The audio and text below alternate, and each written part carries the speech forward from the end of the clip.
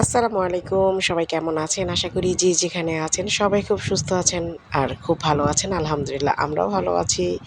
তো আজকে যেহেতু বেশ কিছুদিন যাবৎ বৃষ্টি হচ্ছে, তো বৃষ্টিতে বাইরে যাওয়া যাচ্ছে না।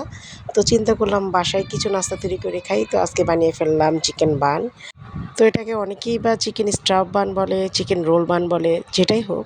তো বাসায় তৈরি করে খেতে কিন্তু খুবই ভালো লাগে। তো এটার ক্লাস আমি অনেক আগেই করেছিলাম। তো বাসায় মাঝে, মাঝে তৈরি করা হয়।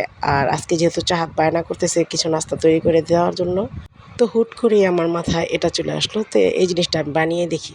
তো আলহামদুলিল্লাহ খুবই ভালো হয়েছে। ব্রেডগুলো একদম সফট হয়েছে আর খেতেও খুবই সুস্বাদু আর ইয়াম্মি হয়েছে। আলহামদুলিল্লাহ। আর ভিতরেও চিকেনের পরিমাণটা একদম ভরপুর ছিল। যেহেতু বাসায় নিজেরাই খাবো, তো ওইভাবেই বেশি করে বানানো হয়েছে। আর দেখেন বানগুলো কি পরিমাণ সফট হয়েছে। এখন এগুলোকে ভেঙে আপনাদেরকে দেখাবো। তো চাঁদ মামনি সর্বপ্রথম সস নিয়ে আসলো, কারণ তার তো সস ছাড়া একদমই চলে না। সে যে কোনো খাবারে সস লাগবেই। এই তো বানটা এখন ভেঙে দেখাচ্ছি কি পরিমাণ ভিতরে চিকেনের পুর ছিল আলহামদুলিল্লাহ। আর এটা খেতেও এমন মানে সুস্বাদু হয়েছে, যা আপনাদেরকে না খাওয়ালে আসলে বুঝতে পারবেন না।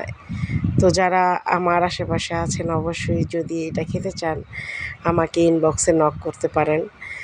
আর আলহামদুলিল্লাহ খুবই ভালো হয়েছিল। আর চাহাত তো খুব পছন্দ করেছিল। তো আপনারা যদি বাসায় তৈরি করে খেতে চান অবশ্যই রেসিপি লাগলে আমাকে ইনবক্সে নক দিবেন। আমি অবশ্যই A to Z রেসিপি আপনাদেরকে দিতে চেষ্টা করব।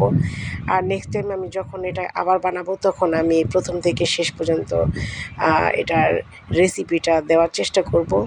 আলহামদুলিল্লাহ আসলে বাসায় তৈরি করে খাবার যে কোনো খাবারই খেতে কিন্তু খুবই সুস্বাদু আর স্বাস্থ্যসম্মত হয়।